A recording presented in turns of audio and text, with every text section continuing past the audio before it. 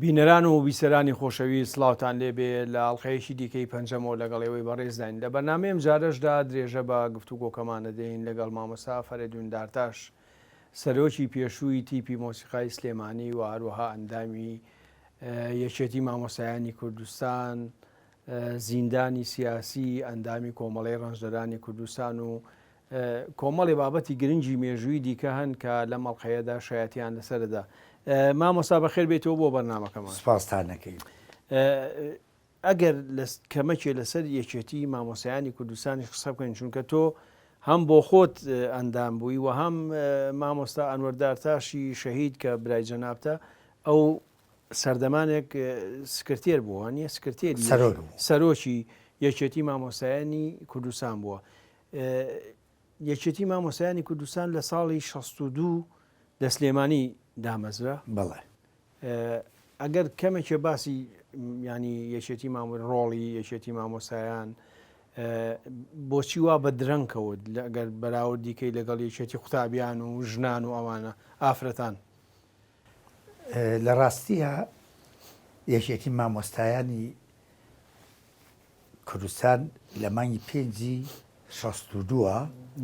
دامەزرا، ئەوش لە ئەنجامی کۆمەڵێ مامۆستای بەتوانە و دڵسۆس لە خەمی ئەوە بوون کە ڕێکخراوێ دروست بکرێ مامۆستایان یەکڕیس بکات و پشتیوانی لە شۆڕشی ئەیلولیش بکەن. ئەو کۆبوونەوەی لە ماڵی شەهید یاسین کرا لە گەڕەکی چوارباغ لە ماڵی شەهید یاسینی بەڕەحمەتی. لەو کۆبوونەوەیە کە بریاری دامەزرانی ڕێکخراوەکەیاندا یەکێتی مامۆسایانی کوردستان، ئەو سەردەمە بەڕەحمەت بە کامل بەسیر سەرۆکی ڕێکخراوەکە بوو. تو وردە وردە لقیان لە هەولێر کردەوە و لە کەرکوو کردەوە و لە قەزاکان کرایەوە، پەیوەندیان بە مامۆستایانەوە کرد. لە 18/62 کاکم کە ئەندامی سکرتاریەتی یەکێتی مامۆستایان بوو، گیرا لەگەڵ مامۆستا باقی ئەوش هەر ئەندامی سکرتاریەت بوو، گیرا و لە ئەنزیباتخانی ئەو وەختەی زیباتخانە جێیسدنی ئەوانە بوو کە گیرا لەوێ بۆ ماوەی 3 مانگ لەوێ بوون. تەعزیبێکی زۆر دران، ئازارێکی زۆر دران و هەموو زیندانیەکانی ئەو وەختە ڕۆڵی کاکم شەهید ئەنوەر دارتاش زۆر بە گەورەی بازەکەن کە چۆن بەرامبەر بە زەعیم سوتوقوانە وەستاوەتەوە و کە هەموو جارێ یەکەم جار لەویان ناوە بۆتە هۆی معنەویات بەرزکردنەوەی زیندانیەکان. و ئەم قسەی کە ئەیکەم لە کتێبەکەی مامۆستا باقی کە باسی ئینزیباتخانەیەکە باسی ڕۆڵی شەهید ئەنوەر دارتاشەکە کە چ دەورێکی هەبووە و ئەڵێ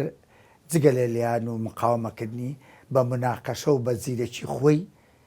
زەعیم سوتوقوانەی ئیحراجە کرد. دوای سەربەزانە لێی دەرچوو، هەرکە لە سجن دەرچوو یەکسەر پەیوەندی کردەوە بە حیزبەوە و بەزەو کاتەوە هەر ئەندامی حیزبیش بووە نەبوو، ئەندامی لقی چواری پارتی دیموکراتی کوردستان بوو. مەسئولیەتی ڕێکخراوی کاسبکاران کرێکاران لەگەڵ قوتابیانیە کرد. ئێستا من بیرمە کە چەند جارێک کۆبوونەوەی قوتابیانی هێنایە ماڵی خۆمان، لەوانەی کەیەتەوە بیرم بەڕەحمەت بێ نەوشورا مستەفا، سەلاح حامید، حەمەد چاوشین، ئەوانە فوادی مەلا مەحموو، ئەمانە ئەندامی ڕێکخراوی پارتی بوون لە سلێمانی. کاکم مەسئولیان بوو. دوایی کاکم وەکو پێم وتی کارگەری لقی پارتی دیموکراتی کوردستان بوو کە وەختێکی شەهید بوو. جا دوایی کە کامل بەسیر گیرا و هین بوو، کاکم بوو بە سەرۆکی یەکێتی مامۆستایانی کوردستان. هەموو کوردستان و کە شەهید بوو سەرۆکی یەکێتی مامۆستایانی کوردستان بوو. جایمە بە درێژی باسیەوە، بەڵام تۆ بۆ خۆت لە یەکێتی مامۆسایان لە دیانەوە دەست پێکردیا لە سلێمانیەوە. من ئەو ینی مەبەستم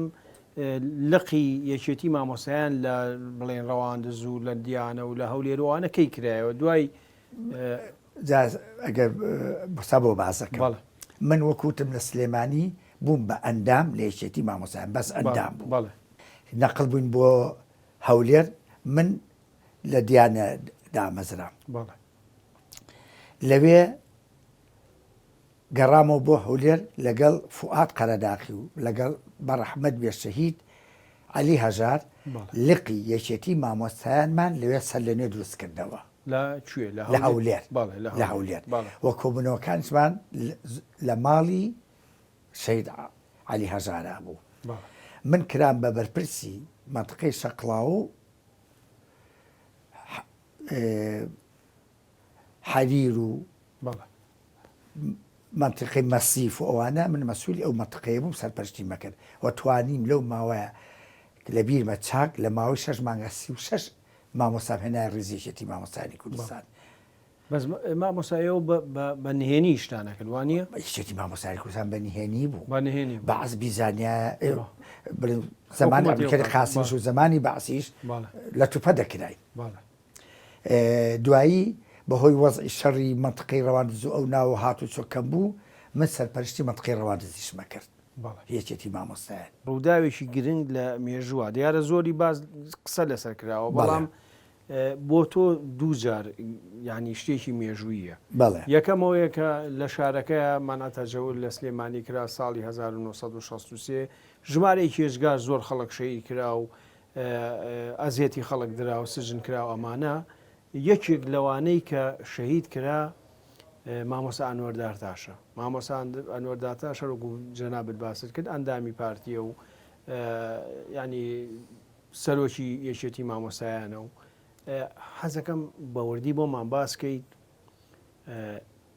ئەو شتە چۆن ڕوویدا بە تایبەتی شەهیدکردنی مامۆستا ئەنوەر و ئەوانەی کە لەگەڵی بوون لە مەلعەبەکەی سلێمانی لەو کاتا تەمان من مامۆستا بووم لە دیانە عوتڵە دەستی پێکردمش هاتمەوە بۆ سلێمانی لە سلێمانی بوو سەرەتای مانگی 6 جەوەکە بەرەو تومتیژی ئەڕۆیشت و کۆتایی گفتوگۆ هات گفتوگۆی 63 کە لەگەڵ بەعسا کرا کە وەختەی مام جەلال و ساڵح و بەڕەحمەد بن لە بەغا بوون کە بەشداری گفتوگۆیان نەکرد بەرەو خراپیە ڕۆی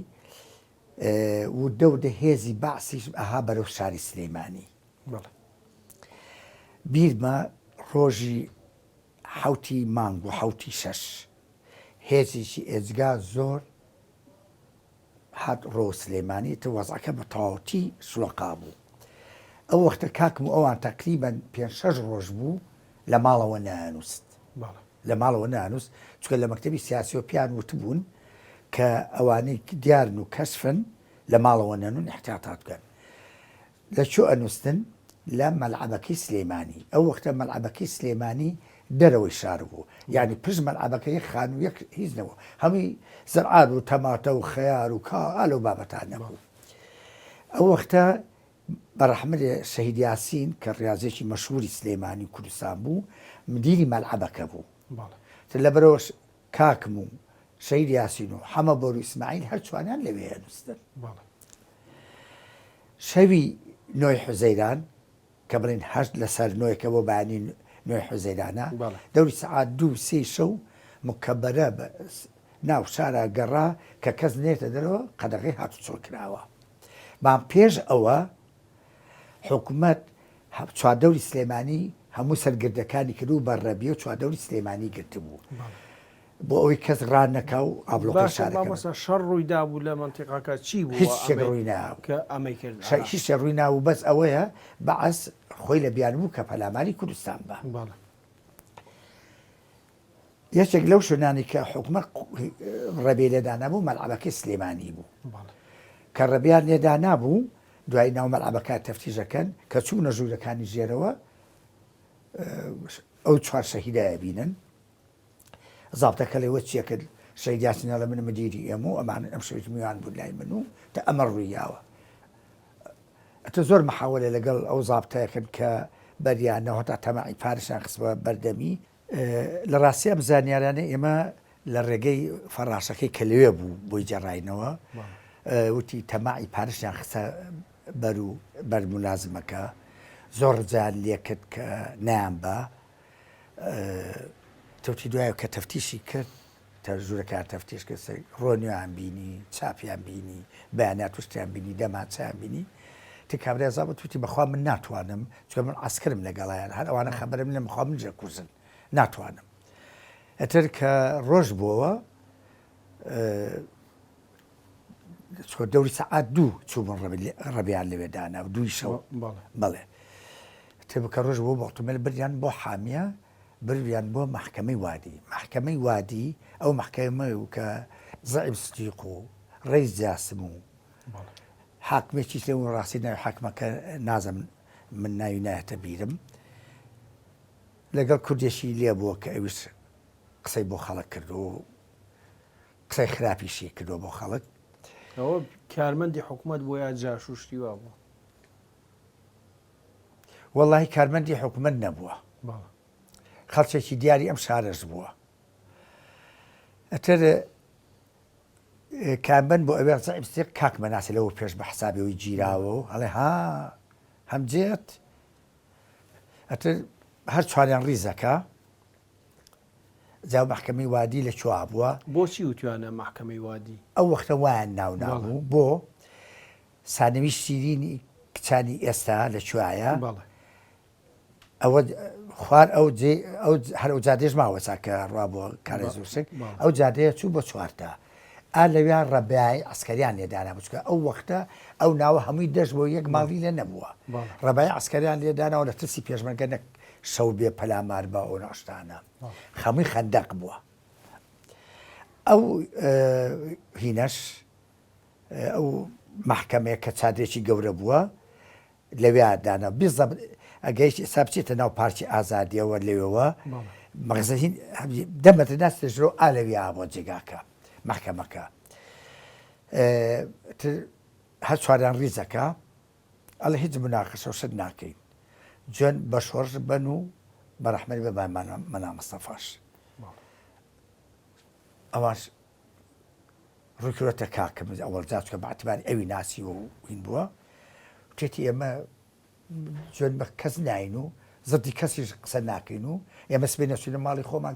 چێس ئەمان پارێزەیە تێتی ئەگەر ئێوە جوێن نێن بە مەلا مەستەفا هەر چواتان ڕایمیەکەم ئینتیناعیان کردوتیان ئێمە جوێن نان بە شۆڕش و بە مەلا مەستەفاش عسکەریشی بان کرۆ تێتی هەوەر هەر چواریان ڕەمیکە ڕێزی کردو لەسەر من ئەوە دوای بۆ دەژێرمەوە کە چۆن ئەوانەمان زانی عسکەرەکە ئەڵێ ئەمانە گوناحیان چێ بچوار گەنجە من بیان کوژم و هیچ شتێکیان نەکردو ناشتانە ئەلە من پێ دەڵم ڕەمیان کە ئەرمی توێتی وەڵی من سەیری نایکەم ئەوی بدۆتە بەر خەندەقەکە عسکەریکەی بان کردوتێتی جارێ ئەوە جار ئەوم بۆ ڕەمیکەن ئەوە جار عسکەرەکەی ڕەمی کرد و خسانەتە ناو خەندەقەکەەوە ئەنجا هەر چواران ڕەمی کردوون و خسانە ناو چاڵەکە و سەدیان داپۆشیون تامان کە ئیتفاقی سوبات کرا لە دەی سوباتە جەوهێ من بۆ وتە خەڵکەکە ڕووی کردە حامیە و بە دوای جەنازەکانە گەڕاو بە دوای ئەوانی کە دیار نیە چەند وەختە زۆربەی جەنازەکان کە دۆزرایەوە لە پشتی حامیە کە شیوێک بۆ هاتە خوارەوە لە ڕێگەی چوارتاوە زۆربەی لەو ئەوانە بە کۆمەڵ نێژرابوون دوو یەک ئاوە عەرزەکە هەڵکەندا بوو گڵێکیان نابوو بەسەری ئاوە ئەتر تقریبا دەوری هەفتا و دوو کەسێ لەوێ دۆزرایەوە واگەشت دەوری هەفتا کەسێ دۆزرایەوە لە پشتی حامیەوە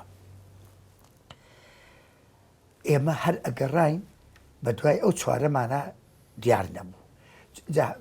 هەر ئەزمان هەڵە کۆلی خەڵگەی وەڵ ڕێنە لەوێ جەنازەی لێبێ هەڵمانە کۆلیێتە تا چۆ خوارەوە تا ئێوارێکیان زۆر درەنگ مابووینەوە دنیا تا خەریک و تاریگە بوو تۆ بۆ خۆ لەگەڵەوەی بەڵێ بۆ خۆ لەگەڵ بووی بەڵێ خۆم لەوێ بووم بەڵێ باوکی بەدیعەدارتاش بوو بەڵێ کاکفاقی قەساب بوو یەک دوو برادەری کەش بوون هەر عسکەرێک بەوێ هات ڕووی سەیریە کرد تر سەرنجمانی ڕاکێشا ئەسکەرەکەەوە بە بێدەنگی ها سەری ئەمنا ئەولاشی کرد ئێوە بۆ چییە گەڕێن لەم ناوە دوان وڵا بۆ چوار کەسمان دیار نییە بۆ ئەو جەنازەیە گەڕێن ئەم ناوەمان هەموو هەڵکۆڵی ئەو ناو هەموو سێرەکەین دیار نییە وتی ئێوە وعدێکمێنێ من شتێکتان پێ بڵێم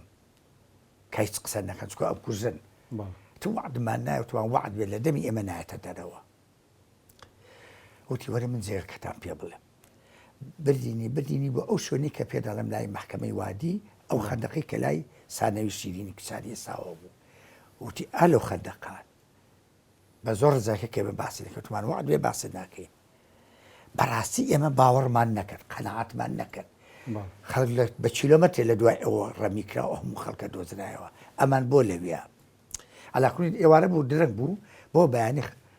خەڵکمان هێنا خۆمان هاتین خەنەکمان هەڵایەوە جاوتی ئێوە باوەڕ بە قسەکەی من ناکەن بەیانی ئەبینن ئەو قسەی ئەو جوندەی بۆ جێڕاینەوە کە ئەو چواری ڕەمی نەکرد وتی بۆ ناو نیشانشمەوەی ئەو جوندیش لەگەڵ ئەوانە ڕەمیکراوە 5 جەنازەی تایە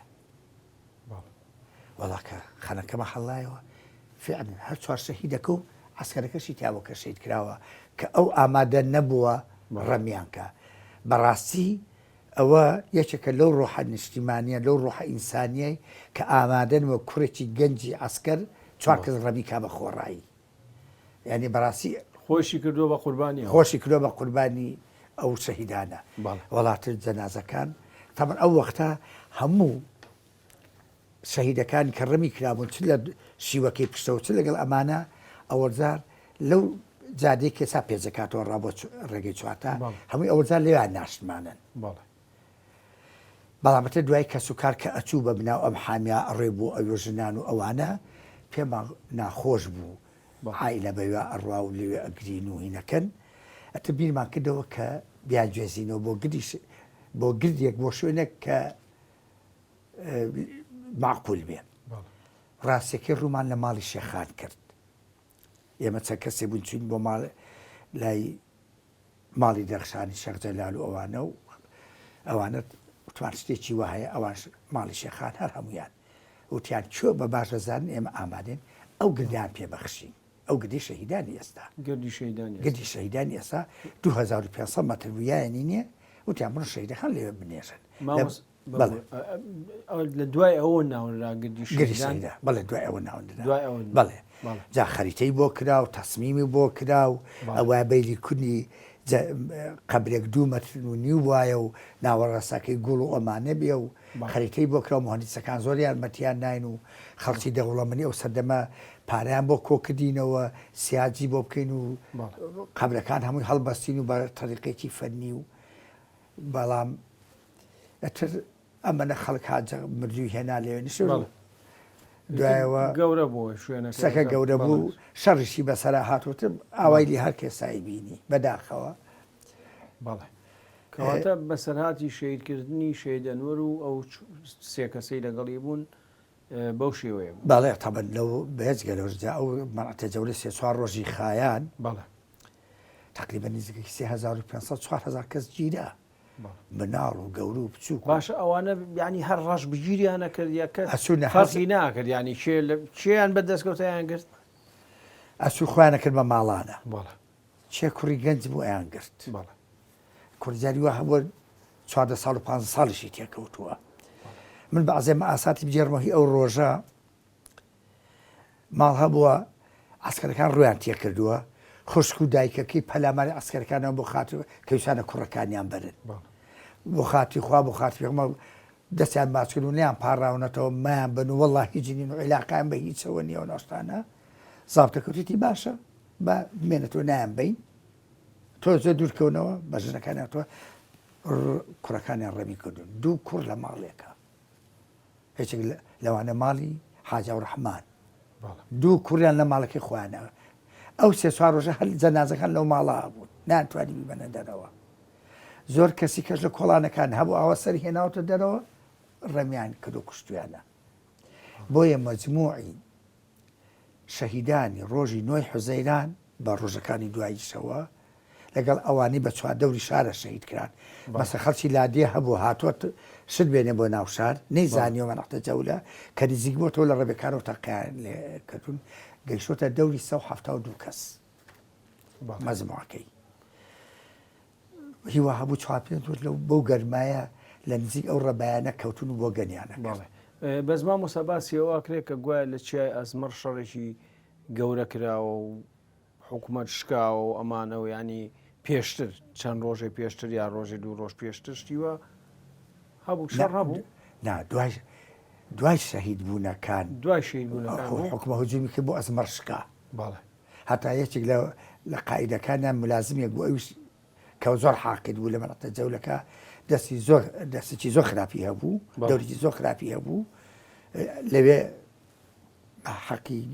گەل و نیشتیمان گەیەندرا ناتوانانی ئەزمەر بگرن پێشمەگە قارەمانانە بەرامبەریان وەستا مامۆستا لەو ڕەشبگیریە بەس پیاویان گرت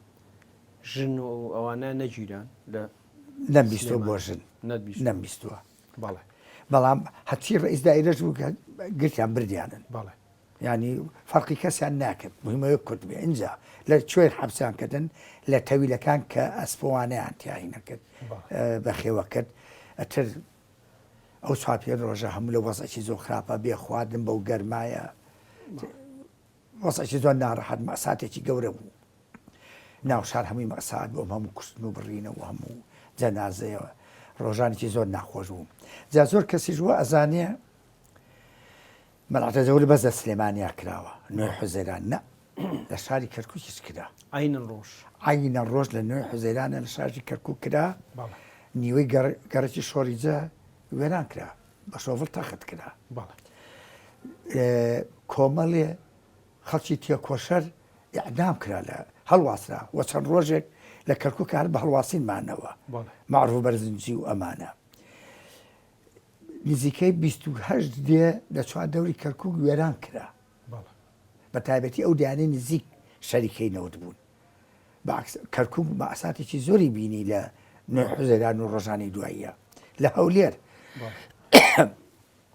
لە هەولێر بە سەدان کەسیان کرد بە سەدان کەسیان زیندانی کرد چەند کەس لەوێ شەهید کرا ینی وە نەبێ هەر لە سلەیمانی بوو بێ بەس ئەوەی لە سلەیمانی چونکە قەبارەکەی گەورەتر بوو شەهید زۆرتر بوو خەڵکیی ئێزگا زۆر گیرا بۆیە تر نوێ حوزەیرانەکە بە ناوینەوە و هەندێک کەس باسی شاری کۆیە کاکە گوایە لە نوێ حوزەیرانە ئەوەش هەڵەیەکی مێژوویە کە پاش ئەوەی حکوومەت هجومی کرد کۆیە گیرا لە تەمووزە لە تەمووزە پەلامەری خەڵکی کۆیە درا و خەڵک ڕەمی کراوە بە عەموودەکانیانەوە بەستنەوە مامۆستا باسی مەنەقەتە جەولەکەی سلێمانیمان کرد جەنابەت گرێدایەوە بەوەی کەرکووک و هەولێر و لە کۆیەش مەسا ئەم تاشەکە چی و ئەم زەعیم سدیق و ئەمانەیە ئەم بەرپرسە عسکەریانە بۆچی ئەوەندە داغڵدەڵ بوون لە کورد ینی هۆکارێکی هەیە ینی بۆچی ڕەنگە بڵێم لە هیچ وڵاتێکی داگیر کراوە بەو شێوەیە خەڵکی مەدەنی و خەڵک بەو شێوەیە نەکوژرێت خۆی لە ڕاستیە ئەگە ئێمە تەحلیلێکی زانیارانە بکەین بۆ ئەو مەسەلەیە و پێشتیش ئاماژەیەکم بۆ کرد هەتا لە زمانی عەبدولکەریم قاسمە خەومیەکان و بەعسیەکان هەمیشە دژی بزوتنەوەی کوردایەتی بوون دژی کورد بوون خۆ زەعیم سدیق لە زمانی عەبدولکەریم قاسمە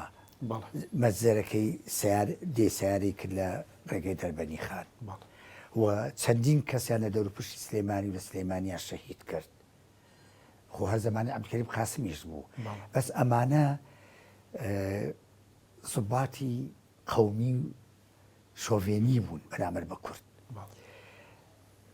شەکر چیش ئەوش هەرێشێک بوو لەو ستافانە کە چووە لە ڕێگەی کۆیە کە چوون خەڵکیان زۆر لێ کوژرا بوو عەسکەری کە بەو داخوقینەوە کە چوونە کۆیە پەلاماری کۆیانە ئەو خەڵکانیان گرت بە پایەکانی ناو کۆیەوە ڕەمیان کردن و چەند ڕۆژیش بەو پایانەوە بوون و ئەگە بێنە سەر واقعەکەی ئێستاش قەومیەکانی عەرەب بە سونە و شیعەیانەوە تایبەتی سونەکانیان چاوێن بە کوردە هەڵنای و چیان بۆ بکرێکن بەرامبەر بە کورد ئێمە ئەبێ کورد لەوە بگەین کە دوژمنەکانمان هەر چوا دەورمان قەت نانەوە ئێمە نەبگەین بە ئاواتەکانمان و بۆشیان بکرێ نەشارمان ئەهێڵن نەدیهاتمان ئەهێڵن و نە کللتوریشمان ئەهێڵن. بەڵێ بەهار چۆنێ بێت تاکو ئێستاەوە پارێزراوە مەسلەی کولتور و زمان و دیارە بە خوێنی هەزاران خەڵک هەزاران کەسی وەکو مامۆستا ئەنوەر دارتاش و ئەوانە پێم خۆشە مامۆستا لەسەر کەسایەتی مامۆستا ئەنوەر چەند پرسیارێکی تری لێ بکەم جگە لەلایەنی بڵێن زانست و شۆڕژیێڕی و ئەوانە لایەنی ئەدەبی و خاوەنی شیعر بووە خاوەنی نووسین بووە ئەوانە ئەو نووسین و شعر و شتانەی هیچی نەماون ینی دەستنووسی مامۆستا نەماوە تا ئێستا چاپ کرابێ یا چاپ نەکرابێ. کاکم بە ڕەحمەت بێ دەستی نووسینی زۆر چاکی هەبوو تەنانەت لە ڕۆژنامە عەرەبیەکانی شار زەمەنی عەبدولکەریم قاسمە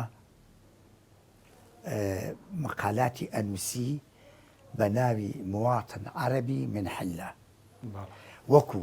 ڕایەکی وا دەربڕی وەکو عەرەبێکی پێشکەوتوو کە کورد حەقی چی هەیە و چی هەیە ئەوە مەبەستی بۆ تەوعیەی خەڵکی جەماوەری عەرەبی ئەوە ئێستا بیریشم کەوتەوە بەدەیان مەقالەی بۆ ئێزگەی کوردی بەغا نووسیوە ئەوەختە وا باو بوو لە ئیزاعی عەرەبیش و لە ئیزاعی کوردی دوای ئەخبار وتارێک خوێنرایەوە کاکم بەدەیان وتاری نادۆ جەمال بابەن شایەتی ئەو مەسەلەیە و لە خەباتیش و لە ڕۆژی نوێش مەقالاتی ئەنووسی بە ناوی دووبرا قەت بە ناوی سەرحی خۆی نەیە نووسی ڕەنگە دەیان مەقالە ئەوەی هەبێ جگەلەوە ڕەنگە 50 شعری هەبێ هەم شعری عاتفی و هەم شعری نیشتیمانی و دەنگیشی زۆر خۆش بوو گۆرانی ئەوت من باسی 59 60 و 59 تا بە دوایی ئەو وەختە گۆرانی عەرەبی باوبوو گۆرانیەکانی عەبدولوهاب سەینەوەی لەبەر بوو گۆرانەکانی کەلسوم ئەوانە گۆرانی کوردیەکان کە شۆڕش دەستی پێ کرد داوایان کردبوو کە ئێمە گۆرانی سرود بۆ ئێزگە تەنزیل کرێ تەمەن ئێمە نا لە ڕێگەی حیزبەوە کاکم ئێمەی ئاگادار کرد وتی ئەوە تعلیماتی چوان بۆ هاتووە وەکو سرود تەنزیلکەین نەزاتی عەبدا کەسا لە سویدە سڵاو ڕێزم هەیە بۆی حاتەم بە ڕەحمەت بێ من جەلال عەزیز کاکم لە ماڵی حاتەم کە ماڵیان لە کۆڵانێکی تەسکی قەزازەکان بوو کە ڕێی هاتوچی هەموو خەڵک بوو هەموو دەرگا و پەنجەرەکانمان بە بەتانی ئەگەر بۆی دەنگ نەچێتە دەرەوە خەڵک هاتوچی پیاکرد لەوێ سرودی دایەجا خوا بەسێتی گریان ئاوازی کاکنەجار بوو تۆمارمە من کەمانچەم لێە کاکنەجار بە عەزیزار نای لێە بە عەزیزار سعود حاتەمیش ئیقاعی لێە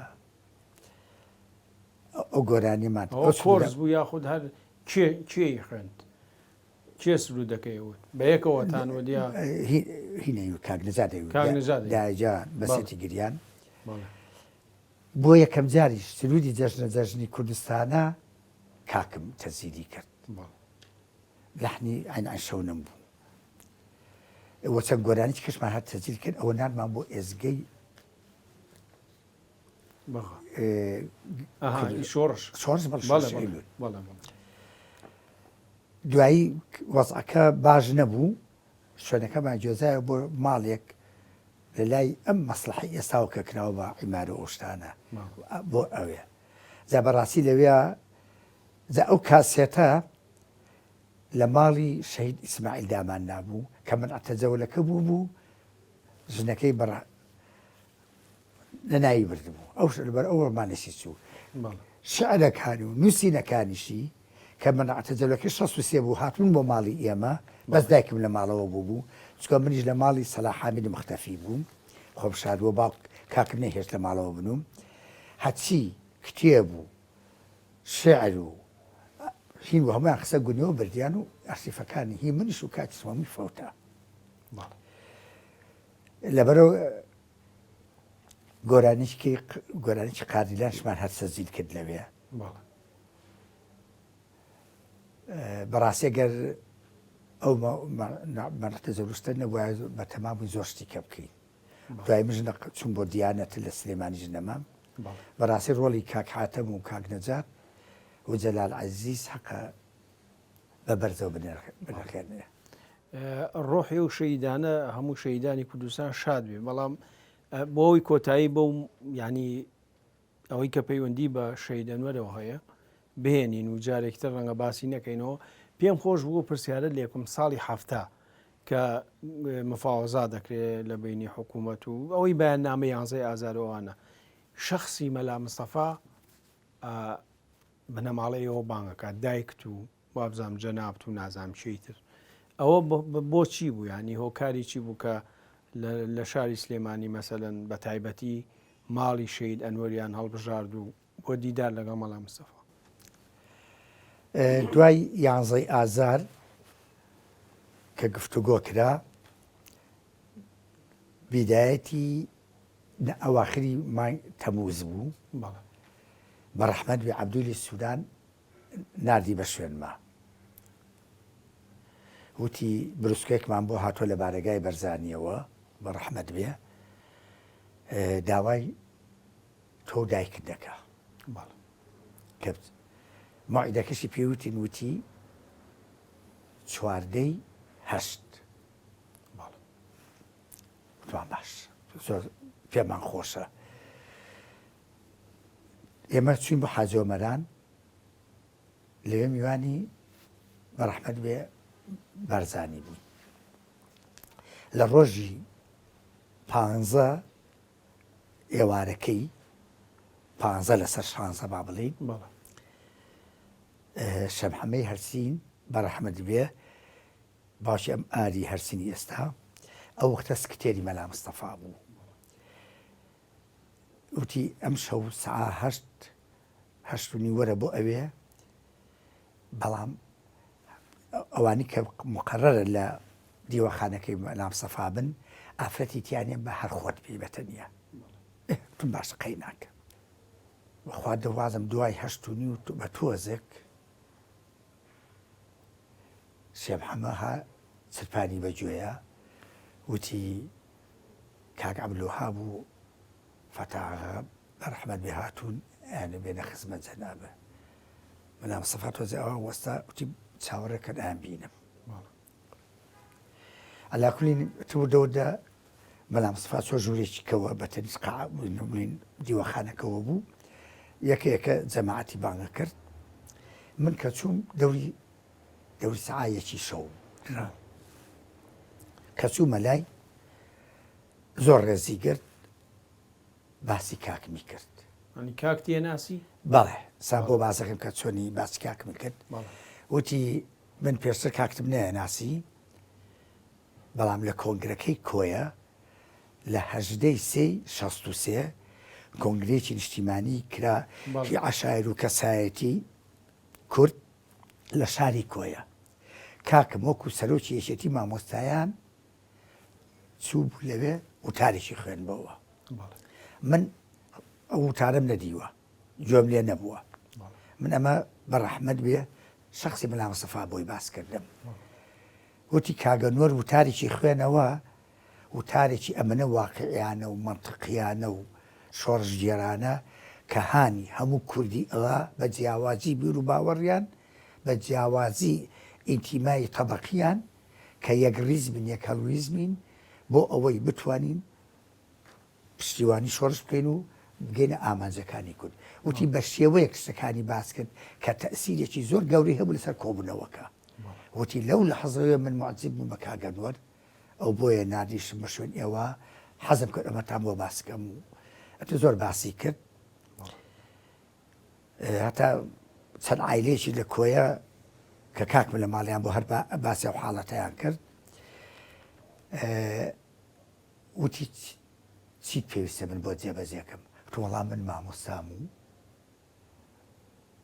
ئەلحەمدولیلا وەزەمان خراپ نییە و مامۆستا وەختە ماشی وەرگر باش بوو ژیانی چیت ئەوێ من بۆ جێبەجێکرد و وڵا زۆر سوپاس دەکەم تی فەریدون هەز وەختە پێویستە بە ئێمە بوو هەز وەختەی نەبوو ئێمە ئامادەین و لە خزمەتانە بین واجبی ئێمەشە کە لە خزمەتی شەهیدانی شابین تو ماڵە ئەوە بێ زۆر زۆر سپاست دەکەم و تو زۆر لە توێکی زۆری نوان تقریبەن 40 دقە 50 دقە بەیەکەوە بووین تر کە هاتمە دەرەوە بەڕەحمەت بێ ئەو تەبەن مەناف سەفا خەڵچکەی بان کرد شێم حەمی هەرسین و لەگەڵ بەڕەحمەت بێ ئیدریس بەرزانی هاتن وتیان تۆ بۆ هیچ داوا نەکرد و مەلام سەفا زۆری پێ ناخۆش بوو ئێتم بە قوربان من مامۆستا بوو ئەو خۆ لوتفی خۆی نوانەوە توی چیت ئەوێ بۆ جێبەجێ بکەن و هەر شتێکیشە پێویست بوو وەرە پێمان بڵێ ئێمە ئامادەین ئەتر لەوە زیاتر لە چی بێت کەواتە تۆ هیچ داواکاریەکی شخصی نەبوو هیچ داواکارێکی شخصی نەبوو حەزەکەم بۆ معلوماتی جەنابی شێ لە هەموو حیزبەکانە بە یەکێتی نیشتیمانیشەوە بۆ کۆمەڵی ڕزدارانیشەوە بە شخصی مامجلایشەوە کە من لە 59 تێکەڵاویمان هەبەوە لە ژیانمان داوا یەکشم هیچ لایەک نەکردووە وەکو خۆم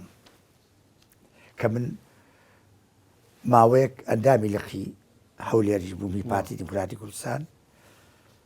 کارژێری ماڵبەندی سلێمانیش بووم دوای ڕاپەڕین ئەگەر بگەڕێنەوە بۆ سلێمانی من بۆیە ئەو مەسلەی دیدارم پێشخست لەبەرەوەی پەیوەندیان بەیەکەوە هەموو مێژوەکە نەمیست دابڕانێت دروست بێ ئەگە باسی ناکۆچیەکانی پارتی بکەین ئەوەی کە لە ساڵی 1964ەوە دەست پێەکە و ئیتر بەردەوام بووە ڕەنگە ئێسەشی هەر لەگەڵایە ئێوە وەکو مامۆستا وەکو ڕۆشنبیر وەکو کەسایەتیشی ئەم شارە وەکو منە ماڵی شەهیدەوەوانە ئێوە کەوتنە باڵی جەلالیەکان ئەم ناخۆشیە ئەم هینانە چۆن سەری هەڵدا پێشینەی هەبوو پێشتر یاخود لە 64ەوە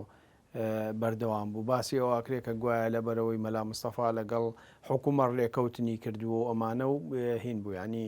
ئەو ناکۆشیانە سەریان هەڵداوانە بەڵام بۆ نمونە کەسێکی وەکو مامۆستا فوادی مەجی میسری باسی ئەوە کە ئەو ئێستا لە بیرەوەریەکان ناڵێ ئەگەر ئەو کاتە بە شێوەیەکی تر سەرکردایەتی بڵین مەکتەبی سیاسی بیریام کردایەتەوە ئەوەندە تند نەبوونایە ڕەنگە مێژوو بە ئاراستەیەکی ترا بڕۆشتایە خۆ دوایش مەلا مستەفا هەر درێژەی بە شەڕدا خۆ نەچوو تەسلیمی عێراق بێتەوە خۆی ئەگەر حقیقەتەکەی دەوێ وڵایتە من پێم وتو مامۆستا من پرسیارەکەم ڕاشکاوانە بەڕازگوی ینی بەڕازگوی جواب بدەمەوە لە 64 لە دەی شوبات کە بەڕەحمەت بێ مەلا مستەفا گفتوگۆی لەگەڵ بەغا دەست پێ کرد لە زمانی عەبدولسەلام عارف بوو لەوێ مەسەلەکە تەقیەوە لەو بابەتە لەو دوای ئەو بەیانە پێشتریش ئەن پێش 64 وردە گلەی و وردە مناوەشات هەر هەبوو بە تایبەتی لە مەنطقەی هێزی کاوە و بێتواتە ئەو ناوە وردە ناخۆشی هەبوو لە بینی عەلی شەعبان و لەگەڵ مەلا ماتۆڕ و ئەوانە هەر هەبووە پێشتر بەڵام نەگەیشت بۆ ئەوەی کە فراوان بێ لە بینی وەکو ئەوەی وەکو دووباڵ نەگەشت بۆ ئەوە هەتا کۆبوونەوەکی پێش 64 کۆبوونەوەکیش لە بێتواتە کرابوو لەشکەوتەکانی بێتواتە کە برای مەحمە و مامجەلال و وابزانم عومەر دەبابەش لەوێ بووە کە دانیشت ئەو مەسەلەیە حەلکەن ئەو مەسەلەیە من ئەمە مەلا ماتۆڕ بۆ منی ژێراوەتەوە ماوەیەک مەلا ماتۆڕ مەسئوولمان بوو لە لەقی هەولێر ئەم کۆبوونەوەی کەڵم پێش 64 بەڵێ کە اتفاقیە 64 کرا ئەوە بوو برادرانی مەکتەبی سیاسی بە تایبەتی برای مامۆستا برای مەحمەد ئەوانە پێیان ناخۆش بوو معارض بوون و لەناو خۆشیشە هەر مقۆم قۆ هەبوو چکە محتەوای بەیانێکی دەیشوبات سعیف بوو سعیف بوو داخوازەکانی خەڵکی تێر نایەکەن بە حەقیقەت وا بوو زیاتر ئایا جەنابی ملافسە بۆ ئەوەی کردووە ماوەیەک پێشمەرگە ئیسراحەت بکە وەزعەکان چاک بکە ناوخۆی شۆڕش چاک بکە ناوخۆی حیزب چاک بکە ئەوە قیادیەکان ئەو شتانەیە ئەزانن زیاتر ئەوە بوو باڵی مەکتەبی سیاسی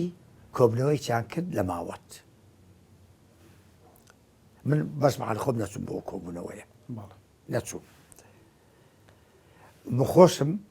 لەگەڵ باڵی مەکتەبی سیاسیان بووم ئەو وەختە باب نەچووم بۆ کۆبوونەوەیە بە پێی معلوماتەکانی من و کە برادران باسییان نەکرد کەسانی تونگ و متەتەڕیف هەبوو لە کۆبوونەوەکە کە لە باتی و وەزعەکە هێور کرێتەوە وەزعەکە تونگ کرا مامجلال لەو کۆبوونەوە بەشدار نەبووە بزانم بەشدارەوە مامجلال بۆ مێژوو ئێڵم چکە من لەو وەختەشە دووجار دیومە بۆ ماڵۆ بۆ لای دایکم مامجلال لەگەڵ ئەوە بوو کە هەچی چۆ دەبێت لەگەڵ مەلام سەفار ڕێ بکەوی بەڵام اتفاقەکەی بەدڵ نەبوو اتفاقەکەی بەدڵ نەبوو بەڵام ئەیویست هەچی چۆ دەبێت لەگەڵ مەلام سەفار تێکی نین کورد یەک ڕیز بێ ئەوە دید و بۆچوونی ئەو بوو و زۆر کەسی کەش هەر هەمان ڕێی هەبوو بەڵام وەکو عرضم کردیم کۆمەڵێک لە کۆبوونەوەکەی ماوەتە متەتەڕیف بوون ئەگەنا منطق هەیە بریارێک بدرێ مەلا مەستەفا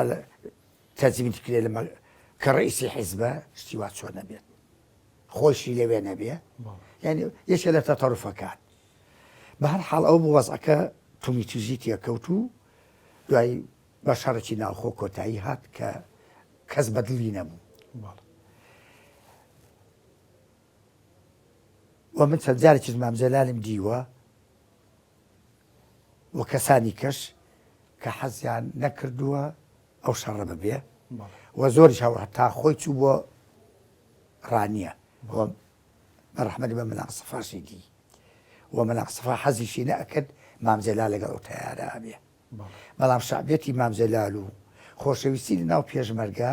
وای کرد کە باڵی مەکتەبی سیاسی بەهێزتر بێ بەەوە حەقیقەتێکی تاریخیە خۆ دەزانین هەموو حرەکاتێکی وەتەنیە قائد دەوری هەیە بۆ کۆکردنەوەی جەماوە تۆ بوو مامجەلال لەگەڵ ئەوانە ڕۆی وەکە لە هەمەدانیش بوون بەڕاستی یەکێک لەوانی کە تەسیری هەبوو بۆ ئاشبوونەوەی جارێکی تر و هاتنەوە هەر مامجەلال بوو لەوێ دەوری بینی یعنەوە حەقیقەتە و زۆر کەسی کەش یعنی بڵم هەر مامجەلال نا زۆر کەسی کەش لە قیادەکان مانەوەیان لە ئێران لە نظامی شا پێ قوبوڵ نەبوو هاتنەوەیان ژێر دەستی مەلا مەستەفایان پێ قوبوڵ وەک لە ئێران بمێننەوە یعنی حەقیقەتی بوو چکە پەیوەندیمان هەبوو بەڵا پەیوەندیمان هەبوو من ئەو وەختە لە شەقڵاوە بووم مەسئولی ناوچەی شەقڵاوە بووم هی باڵی مەکتەبی سیاسی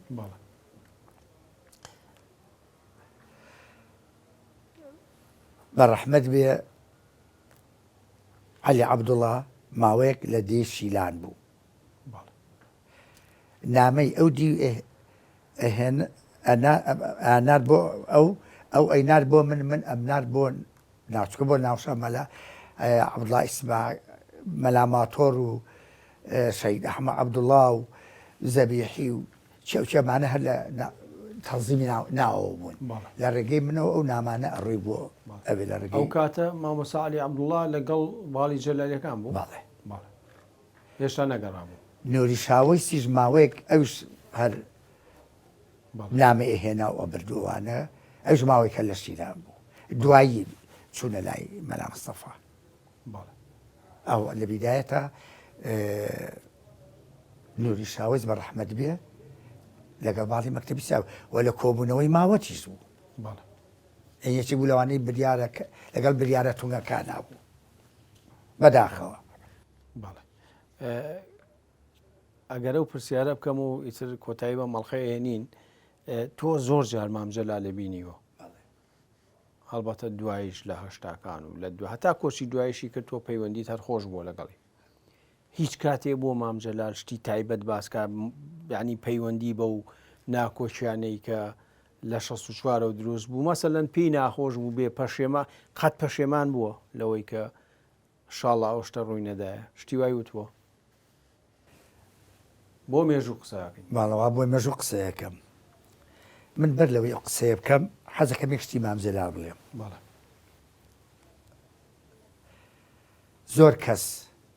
زۆر کەس بە دژی ئەو قسەی کردووە کە قیادەی لایەگەکە دژی پارتی دیموکراتی کوردستان یا باڵێن دژی جەناحی مەلا مستەفا ئەو وەختە مەلایی و جەلالی وا مەشهوور بمانێنەوە ئێستاشان هەندێک کەس وا قسەیەکە خۆشیش نییەوە ئەو خۆش نییە بە هەر حاڵ بەس هەر بوویشم خۆشت هەر جەلالی بووی تۆ بەڵێ لەگەڵ مەکتەبی سیاسی بەڵا ئەوە باس یەکەم فەرسەتە بێ تا 67 لەگەڵیانە باشە بەڵام ئەگەر ئەو شتێککە ویستێ بۆ بەس بەڕاستی کاتەکەمانی نەبێ بەڵێ مامجەلال هەمیشە ڕێی لەگەڵ ئەوە بووە یەک ریزی هەبێت بەڵێ بە جیاوازی بیر و بڕواش یەک ریزی هەبێت باوەڕی وا بووە. من دوایی باسێکی مەسەری مادە مواڵی بە هین بێ لە شۆڕشی نوێشاو لەگەڵ شۆڕشی گوڵانی شاو کە شەڕی ناوخۆش هەبووە یەکێتی لەگەڵ بەری جوودا کە پێشنیاری ئاشبوونەوە ماکرۆ لەگەڵ بەری جوودا یەکەم کەس مامجەلال بۆ پێی خۆش بووە ئەو بۆ ئەوی کەوا دیفاعنیە لە مامجەلال یەکەم حەقیقەتەکە باسی مێژووە باڵێ بێگومان زۆر باشە کاک فەرێدون ئێمە لە ئاڵلقەکانی داهاتوودا باسی کۆمەڵی بابەتی ترەکەین کە تۆ زۆر لە نزیکەوە ئاگای لێیانە بە تایبەتیش لەگەڵ جەنابی مامجەلال و لەگەڵ کۆمەڵێ کاگنە و شیروان و خەڵکی دیکەش تەنانەت لە ناو یەکێتی هونەرمەندان و تیپی مۆسیقای سلێمانی و چوزانم مەسەلەی بەعسی نەبوون و بەعسی بوون و زۆر شتەیەکە لە ئاڵلقەی داهاتوودا یا لە ئاڵلقەکانی داهاتوودا باسیەکەین ئازاد بە لە هەموو پرسیارێکە. بەڵێ باش بینەران و بیسەرانی خۆشەویست بەم شێواتی نەکۆتایی ئەڵلقەی ئەم جارەمان پێکەوە پڕۆمەی ئەڵلقەی داهاتوو دەبینین و بەخواتان ئەسپێرم. لە ساڵی 66 کۆنفرانسێک لە گوندی تیما لە قەرەداغ بەسترا ئێوە بەشدار بوون لەو کۆنگرەیە ڕاستە خلافی هەبوو لەگەڵ پارتی دیموکراتی کوردستان لە زۆر ڕۆیان ملاحەزاتی زۆر هەبوو لەسەر پارتی ڕەیەکە وا بوو با جارێ مامجەلال نەهێتەوە بۆ ئەوەی سراعی بینی مەکتەبی سیاسی کۆن و پارتی دیموکراتی کوردستان دروست نەبێتەوە. زۆر جار باسی ڕەفیق چالاک و نووری وەشتی و قادر دیران و لیامی حەنا و تۆ لەگەڵ زۆربەی ئەمانە کاری کردووە لە دامەزرێنەری تیپی مۆسیقای سلێمانی منم کاگە نوێر قەراخیە ویلێمە فەنیە بە ڕەحمەت بێ ئۆپەرێتی دارستانمان کرد هەر باسی ئەومان کرد کە حکوومەتی بەعەس چۆن کوردە دیهات لە ناو ئەبا و ئەم میلە چۆن مقاوەمەکە دەریاپەڕێنێت